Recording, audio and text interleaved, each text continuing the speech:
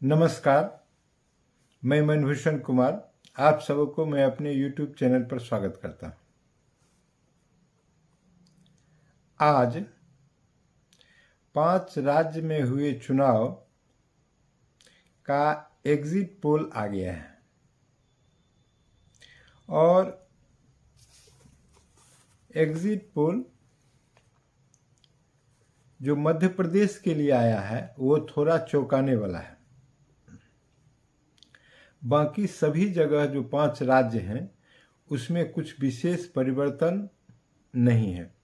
दूसरे शब्द में कहें तो जो एग्जिट पोल है वह यह बता रहा है कि जिस प्रकार चुनाव के पहले सरकार चल रही थी लगभग उसी प्रकार सरकार चलती रहेगी, लेकिन सिर्फ एक परिवर्तन हो रहा है जो तेलंगाना में कांग्रेस सरकार आ रही है। बारी बारी से हम लोग विश्लेषण करेंगे कि आखिर क्यों ऐसा हुआ। सबसे पहले हम मध्य प्रदेश में चलें तो मध्य प्रदेश में जब हम जाएंगे तो यहाँ ऐसा लगेगा कि शिवराज सिंह चौहान ने बाजी बांध लिया है। नरेंद्र मोदी सभी जगह प्रचार किए, धुआंधार प्रचार किए। उनके सिपहसालार चाणक्य अमित शाह ने भी प्रचार किया। इसके बाद उनके द्वारा बनाए गए अध्यक्ष जगत प्रकाश नड्डा ने भी अपना दम भर लगाया, लेकिन ऐसा लगा कि किसी का कुछ भी सिक्का नहीं चला। मध्य प्रदेश में अंतिम रूप से शिवराज सिंह चौहान ने बाजी मार लिया। जो सर्वेक्षण आए हैं उसमें शिवराज सिंह चौहान को 15 अंक सरकार निर्माण के लिए दिए गए हैं। इसके बाद मोदी का नंबर 10 अंक पर है। तो यह रहा स्थिति। और दूसरे तरफ हर जगह जो प्रधानमंत्री को भिड़ा दिया जाता है कि नहीं, यहाँ Modi versus Gehlot, Modi versus Kamal Nath, Modi versus Baghel, Modi versus KCR, इस प्रकार से प्रधानमंत्री का कद इस प्रकार के चुनाव में छोटा होता है और इसकी अनुभूति हिमाचल में हुई थी। और इस प्रकार से प्रधानमंत्री एवं उनके सलाहकार ने थोड़ा सा चालाकी किया कि इस बार प्रधानमंत्री से तो नहीं भिड़ाया, लेकिन प्रधानमंत्री से भी हमारे समझ में ऊंचा जो भाजपा का चुनाव चिन्ह है, जिस चुनाव चिन्ह के माध्यम से प्रधानमंत्री भी चुनाव जीतते हैं, उस चुनाव चिन्ह को भी अलग अलग व्यक्ति से भिड़ा दिया। यह ठीक नहीं है। अब देखेंगे कमलनाथ से मध्य प्रदेश में कमल भिड़ गया, कमल से भिड़े कमलनाथ। छत्तीसगढ़ में कमल से भिड़े बघेल। राजस्थान में कमल से भिड़ गए जादूगर। तेलंगाना में कमल से भिड़ गए केसीआर। और इस प्रकार से जो भिड़ंत हुआ हर जगह कमल हार गया। कमल का हारना ठीक नहीं है। राजनीतिक में दल का सिंबल नहीं हारना चाहिए। सिंबल बहुत बड़ा चीज होता है। दल के कार्यकर्ता सिंबल से छोटे चीज होते हैं। क्योंकि दल के कार्यकर्ता को सिंबल चुनाव चिन्ह में अलॉट किया जाता है प्रतीक के रूप में। इसलिए जो कमल है बहुत ऊंची चीज है और उस कमल को व्यक्ति से भिड़ाना किसी भी दल के लिए ठीक नहीं है, बल्कि यह एक हास्यास्पद स्थिति बनाती है। पहले मध्य प्रदेश की चर्चा करें तो मध्य प्रदेश के बारे में मैंने पूर्व में 16 नवंबर 23 को एक वीडियो बनाया था और उस वीडियो में मैंने एक जो गंभीर विषय उठाई थी जिसके आधार पर ही मध्य प्रदेश का चुनाव हुआ और परिणाम भी आया। वह विषय यह था कि मध्य प्रदेश में सिर्फ बीजेपी नहीं लड़ रही थी, मध्य प्रदेश में सिर्फ शिवराज सिंह चौहान नहीं लड़ रहे थे, मध्य प्रदेश में कांग्रेस के खिलाफ सिर्फ प्रधानमंत्री नहीं लड़ रहे थे, बल्कि मध्य प्रदेश में कांग्रेस के खिलाफ समाजवादी पार्टी भी लड़ रही थी।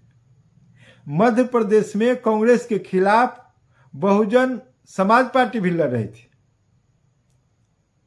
मध्य प्रदेश में कांग्रेस के खिलाफ आप पार्टी भी लड़ रही थी। मध्य प्रदेश में कांग्रेस के खिलाफ सीपीआई भी लड़ रही थी। मध्य प्रदेश में कांग्रेस के खिलाफ सीपीआईएम भी लड़ रही थी। और मध्य प्रदेश के खिलाफ आजाद पार्टी के जो रावण हैं वो भी लड़ रहे थे। यह उसी दिन मैंने कह दिया था कि अगर ये सभी दल मिल के 7-8% अगर वोट काट ले, जिसमें कोई अतिशयोक्ति नहीं है, ये मामला खेल खेल में इतना वोट कटने जैसा है।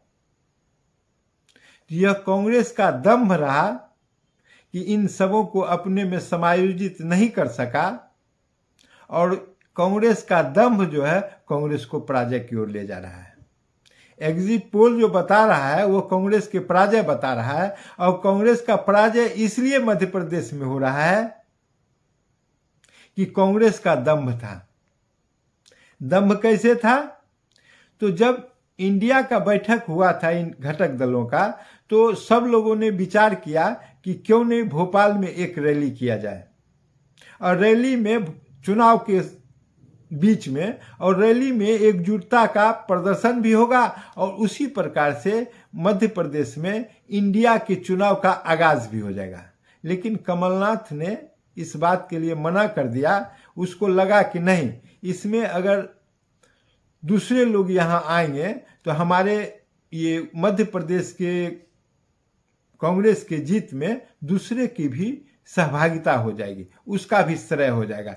उसको श्रेय नहीं मिलना चाहिए। और उस दिन से जो इंडिया में एक प्रकार से विखंडन हुआ, उसका परिणाम बहुत खराब निकला। खराब इतना निकला कि समाजवादी पार्टी के नेता अखिलेश गए थे मध्य प्रदेश चुनाव प्रचार करने के लिए, और इस प्रकार का कटु व्यंग्यवान अखिलेश ने भी किया, और अखिलेश के लिए कांग्रेस पार्टी की ओर से भी आया, और यह दोनों के हृदय में चूहने वाला था। और अभी उसकी पीड़ा कम नहीं हुई है, अभी पीड़ा जगी हुई है, घाव जगा हुआ है। और यह जो व्यंग्यवान है, वह व्यंग्यवान आगे आने वाले दिनों में इंडिया के स्वास्थ्य के लिए अच्छा होने वाला नहीं है। अब हम यह जो कह रहे थे उस पर पहले ध्यान केंद्रित कर लें कि आखिर हम कहे क्या थे। समाजवादी पार्टी ने अपना 80 प्रत्याशी उतारा था। बसपा 128 प्रत्याशी उतारे थे। बसपा किसका वोट काट रहे थे? आप पार्टी 69 प्रत्याशी उतारे थे, सभी इंडिया घटक हैं। सीपीआई 9 प्रत्याशी उतारे थे, सीपीआईएम 4 प्रत्याशी उतारे थे। ये आजाद पार्टी के जो रावण है चंद्रशेखर आजाद 80 प्रत्याशी, मतलब दलित वोट के 2 पलंबरदार बसपा और आजाद पार्टी के रावण, ये किसका वोट काट रहा था? और जब कांग्रेस को वोट ये काट रहा था, कांग्रेस के खिलाफ लड़ रहा था, किसको मदद पहुंचा रहा था? कांग्रेस जो आज इतनी पुरानी पार्टी कहती है कि 1885 से हमने, उसके नेता को यह समझ में नहीं आया। नहीं आया तो क्यों नहीं आया? किस प्रकार की राजनीति करते हैं? यह कांग्रेस को कहां ले जाना चाहते हैं? कांग्रेस ने एक जीती हुई बाजी को अपने बेवकूफीपूर्ण रवैया के तहत उसको अन्य दलों के सहयोग से कुआं में फेंकने का काम किया है। यह ब्लंडर है, कांग्रेस के लिए एक ब्लंडर है। और ये 8% से ज्यादा ये लोग वोट काटे होंगे, और उससे कम मार्जिन से कांग्रेस पराजित हो रहा है। अगर 2-2, 3-3, 4-4, 5-5 सीट, मान लिया अगर 50 सीट भी कांग्रेस इन लोगों के बीच बांट दी होती, फिर भी कांग्रेस पूर्ण बहुमत में आया होता। यह काम कांग्रेस नहीं किया, और कांग्रेस अपने पांव में कुल्हाड़ी नहीं मारा, बल्कि कुल्हाड़ी में अपना पांव मार दिया। यह कांग्रेस का कर्मण्यता कहें या दुर्बुद्धि कहें। अब चलें यहां से हम निकलें। और दूसरी बात कि शिवराज सिंह चौहान की लाडली बहन योजना जो है, इससे पहले लाडली लक्ष्मी योजना था, अभी सीधा हर महिला के अकाउंट में 12,500 प्रति माह 12,500 रुपया प्रति माह जाने लगा। पहले 1,000 रुपया प्रति माह जा रहा था। अगर घर में 2 महिला है तो प्रत्येक घर को यह योजना टच कर रहा था। वह सरकारी फंड था जिसको शिवराज सिंह चौहान ने योजना बनाकर अपने चुनावी लाभ के लिए हर घर में पहुंचाने का काम किया और यह चुनाव में वरदान साबित हुआ। यह जीत का कारण बना। एक हारी हुई बाजी को बदल दिया। वह है शिवराज सिंह चौहान की लाडली योजना। हर घर में यह पैसा पहुंच गया है। यह साधारण घटना नहीं है। ये रेवड़ी का जमाना आ गया है। विकास से अब कोई राजनीति को मतलब नहीं है, व्यक्ति से कोई मतलब नहीं है। आप कितना जल्दी किसके पॉकेट में कितनी रेवड़ी पहुंचा सकते हैं, कितना फ्री अनाज होगा, कितना फ्री मोटरसाइकिल होगा, कितना फ्री लैपटॉप होगा, कितना फ्री मोबाइल होगा, बिजली फ्री कैसे होगा, पानी फ्री कैसे होगा, ये फ्रीयों का फ्री भरमार लग गया। इस प्रकार से यह चुनाव, 5 राज्य का चुनाव यह सब बात साबित किया है। और इस प्रकार से मध्य प्रदेश में शिवराज सिंह चौहान ने बाजी मार लिया। यहाँ अगर चुनाव, अगर किसी जीतने का श्रेय अगर एक व्यक्ति को जाता है तो 18 वर्ष के अनुभवी मुख्यमंत्री शिवराज सिंह चौहान को जाता है। उसके सामने कोई ठहरने के लिए भाजपा के नेता तैयार नहीं है। सच्चाई यही है। कल शिवराज मुख्यमंत्री रहे या शिवराज मुख्यमंत्री नहीं रहे, लेकिन यह चुनाव में अगर जीत का 100% श्रेय जाता है तो शिवराज सिंह चौहान को जाता है। अब यहां से निकले, अब हम तेलंगाना पर थोड़ा ध्यान लगा लें। तेलंगाना में भाजपा के लिए बहुत स्पेस नहीं था। भाजपा ने अपने प्रदेश अध्यक्ष को बदलकर वहां कुल्हाड़ी मार लिया था। हम तेलंगाना की बात कर रहे हैं। भाजपा के वहां 4 लोकसभा सदस्य थे और अभी विधानसभा के 3-4 सदस्य जीत जाएं तो बहुत हो जाए। कारण, सबसे बड़ा कारण यह रहा, वहां कांग्रेस की जीत की बहुत संभावना है। कांग्रेस के लिए वहां कहा जा रहा है कि कांग्रेस तेलंगाना में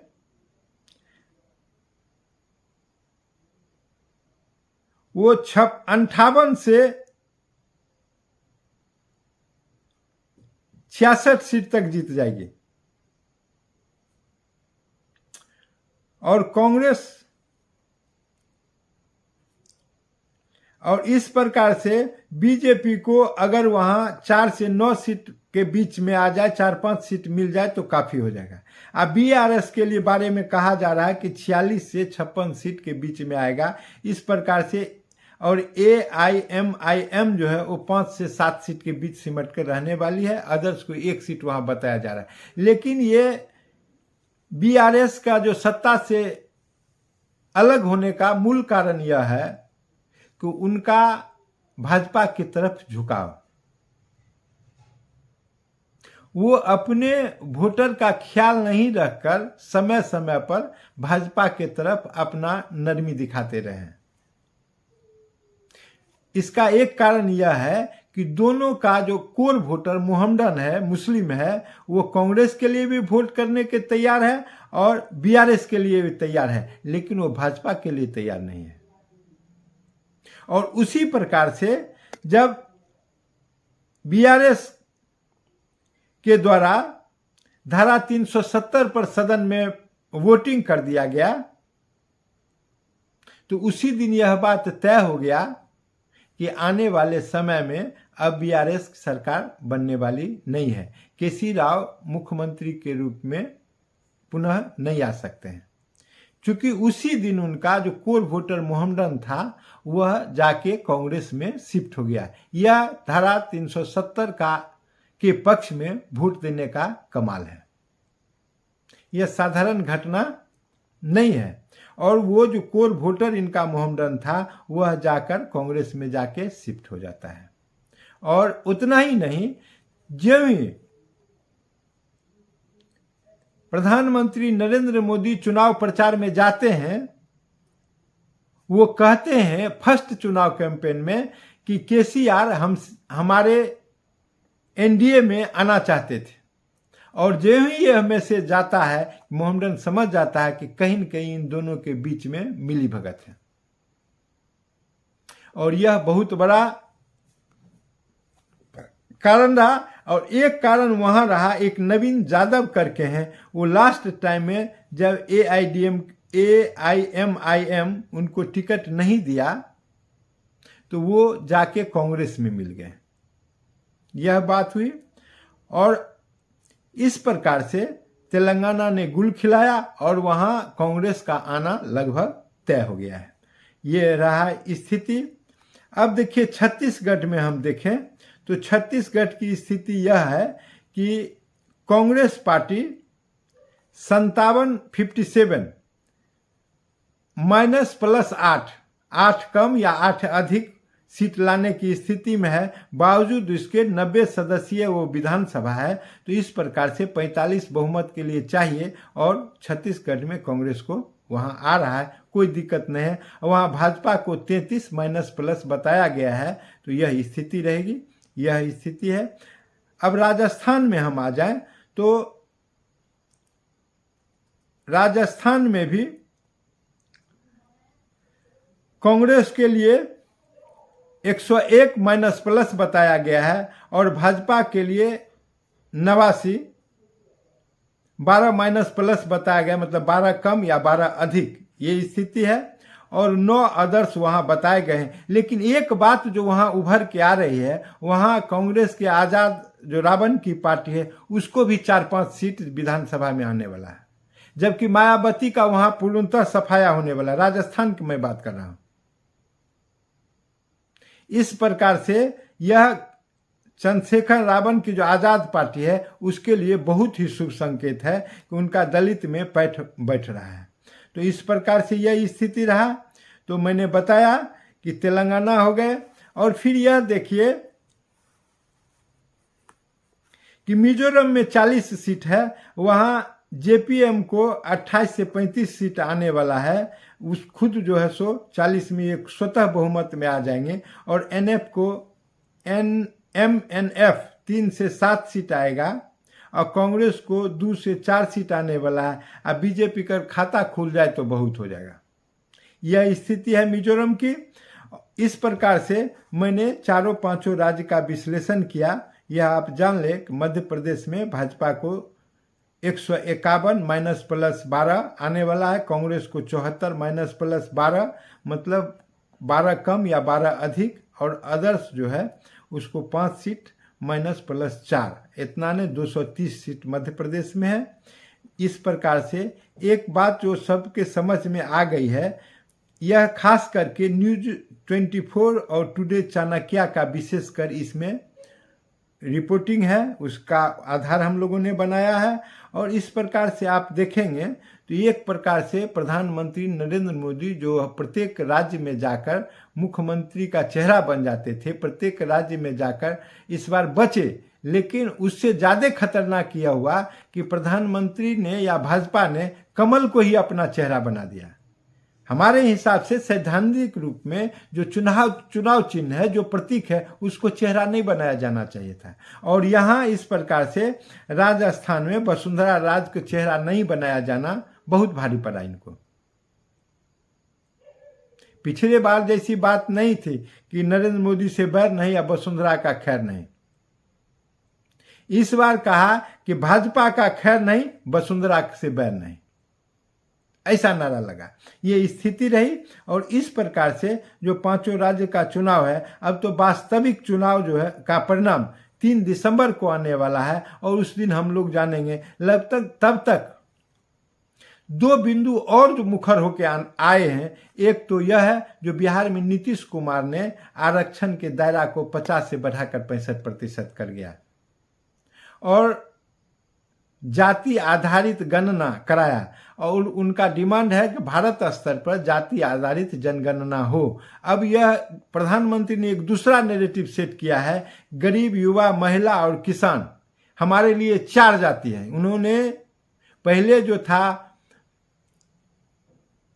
क्षत्रिय, ब्राह्मण, क्षत्रिय, वैश्य और शूद्र, ये जो 4 जाति होते थे उसके नैरेटिव को इन्होंने सेट किया, गरीब, युवा, महिलाएं और किसान।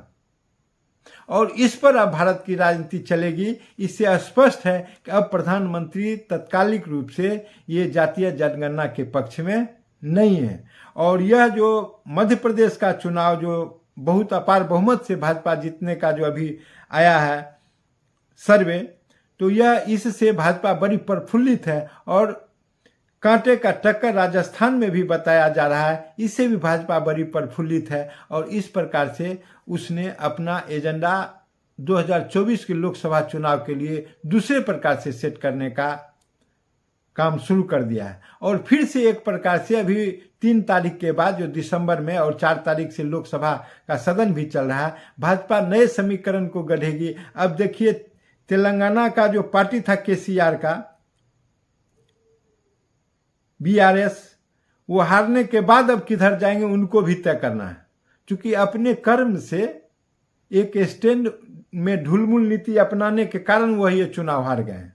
और इस प्रकार से यह एक फिर से नया समीकरण गढ़ने वाला होगा। 5 राज्य का चुनाव ही है जो 3 दिसंबर को परिणाम आएगा। उसके बाद 2024 के चुनाव का एजेंडा बिल्कुल साफ साफ हो जाएगा। एजेंडा बिल्कुल सेट करने की तरफ सभी लोग आगे बढ़ जाएंगे और फिर जोड़ तोड़ के राजनीति के तहत बड़े बड़े दलों को, बड़े बड़े नेताओं को मिलाने का एक प्रकार से फिर से काम होगा। लेकिन यह चुनाव फिर यह एक बात बता गया कि भाजपा के लिए 2024 के चुनाव के लिए बहुत कुछ एंटी इनकम्बेंसी नहीं है। भाजपा 2024 का चुनाव लोकसभा का खासकर वह जीतने में सफल होगा। राज्य में भले ही विफल हो, लेकिन लोकसभा का चुनाव जो नरेंद्र मोदी के नेतृत्व में लड़ा जाएगा उसमें भाजपा का सफलता बिल्कुल तय माना जा रहा है।